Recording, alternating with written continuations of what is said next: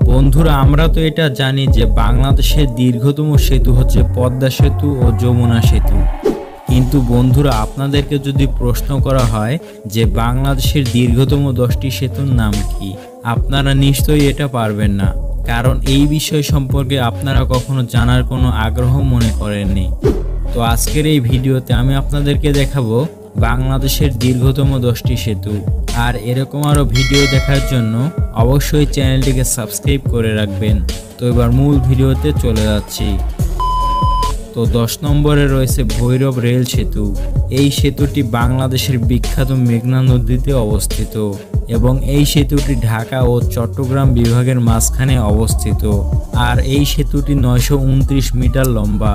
1937 সালের 6 ডিসেম্বর সর্বপ্রথম এই সেতুটি খোলা হয়েছিল। আর এই সেতুটি তৈরি করার প্রধান উদ্দেশ্য ছিল চট্টগ্রাম বন্দরের সাথে রেল সংযোগ করার জন্য, এবং সেতুটি তৈরি হওয়ার পর থেকে ঢাকা ও চট্টগ্রামের মধ্যে যাতায়াত খুবই সহজ হয়ে যায়।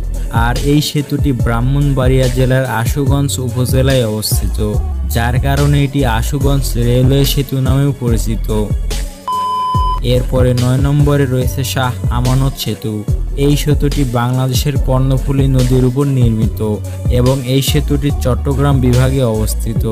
আর সেতুটির মোট দৈর্ঘ্য 950 মিটার এবং এটি চট্টগ্রামের দক্ষিণাঞ্চল কক্সবাজার এবং পার্বত্য জেলা বান্দরবন থেকে সংযুক্ত করেছে।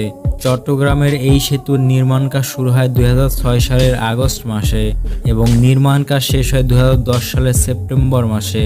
আর যানবাহন চলাচলের জন্য 4 লেনের পাশাপাশি রিক্সা এবং ভ্যানের মতো ম্যানুয়াল পরিবহন চলাচলের জন্য সেতুটিতে দুটি 1.5 মিটার লেন রয়েছে এবং এই সেতু তৈরিতে মোট ব্যয় হয়েছে 590 কোটি টাকা।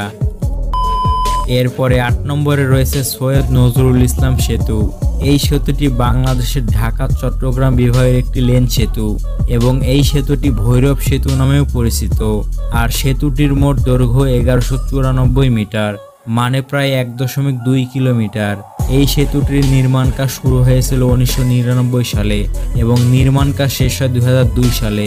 ভৈরব ও আশুগঞ্জের মধ্যে মেঘনা নদীর উপর নির্মিত একটি সড়ক সেতু এটি, এবং এই সেতুটি বাংলাদেশের উত্তর পূর্ব অঞ্চলে সিলেটের সাথেও ঢাকার যোগাযোগ উন্নয়নে ভূমিকা রাখে। এই সেতুর পাশেই ভৈরব রেল সেতু অবস্থিত এবং এই সেতু নির্মাণে 335 কোটি টাকা ব্যয় হয়েছিল। এরপরে 7 নম্বরে রয়েছে পায়রা সেতু। এই সেতুটি বরিশাল বিভাগের বুড়িশ্বর নদীর উপর অবস্থিত। সেতুটির মোট দৈর্ঘ্য 1470 মিটার, মানে 1.4 কিলোমিটার।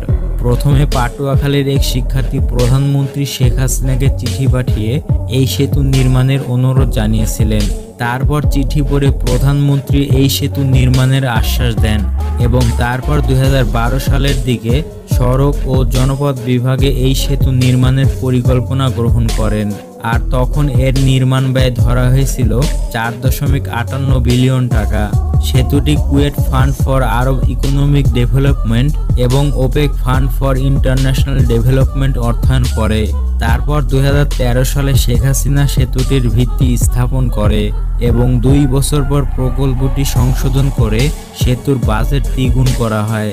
তারপর 2016 সালে সেতুটির নির্মাণ কাজ শুরু হয় এবং নির্মাণ কাজ শেষ হয় 2021 সালের অক্টোবর মাসে এবং এই সেতু তৈরিতে মোট বাজেট ছিল 14.46 বিলিয়ন টাকা। এরপরে 6 নম্বরে রয়েছে মুক্তারপুর সেতু। মুক্তারপুর সেতু হচ্ছে বাংলাদেশের একটি সড়ক সেতু যেটি ঢাকা বিভাগের মুন্সিগঞ্জ জেলায় অবস্থিত। এই সেতুটির মোট দৈর্ঘ্য হল 1521 মিটার, মানে 1.5 কিলোমিটার এবং এই সেতুটির নির্মাণ কাজ শুরু হয় 2008 সালে। এই সেতুটি নির্মাণ হবার আগে এই অঞ্চলের মানুষ নদীর ট্রলারে পার হতো আর যানবাহন ফেরিতে পারাপার করতে হতো।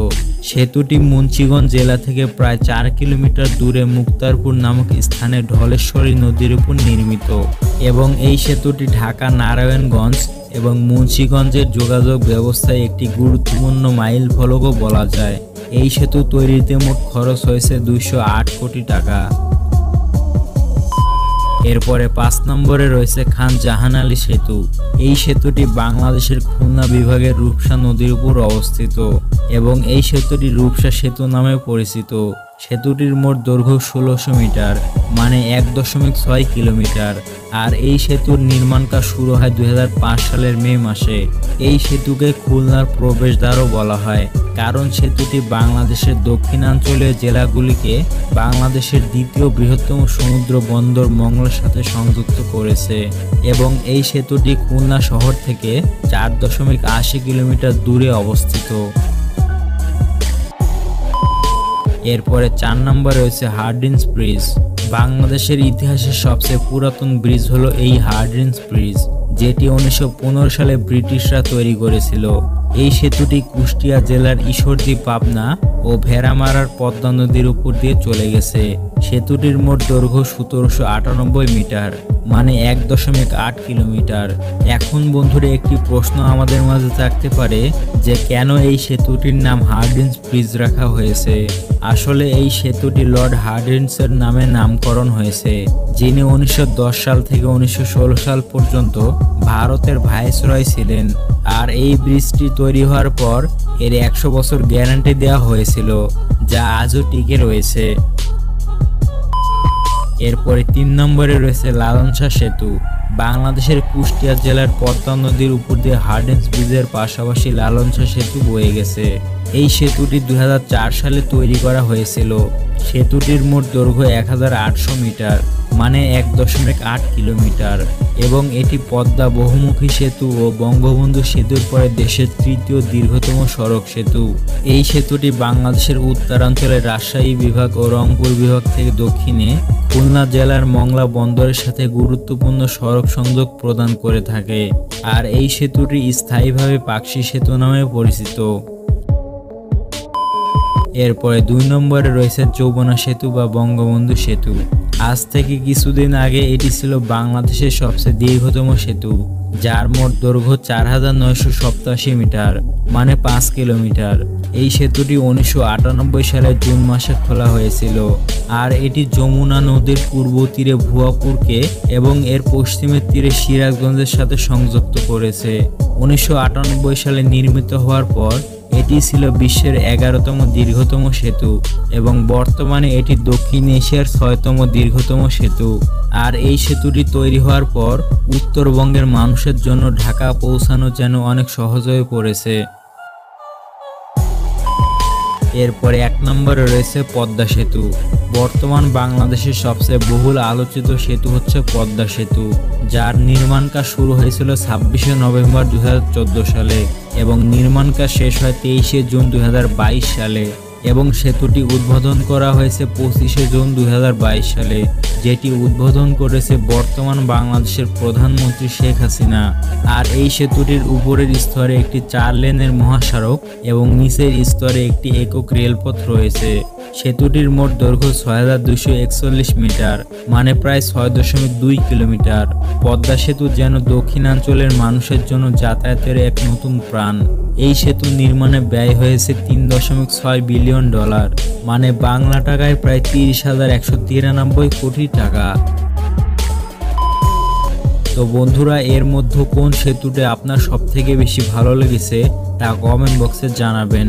আর প্রতিনিয়ত এরকম আরও ভিডিও দেখতে অবশ্যই চ্যানেলটিকে সাবস্ক্রাইব করে পাশে থাকা বেল আইকন অন করে রাখবেন। তো দেখা হচ্ছে পরবর্তী ভিডিওতে।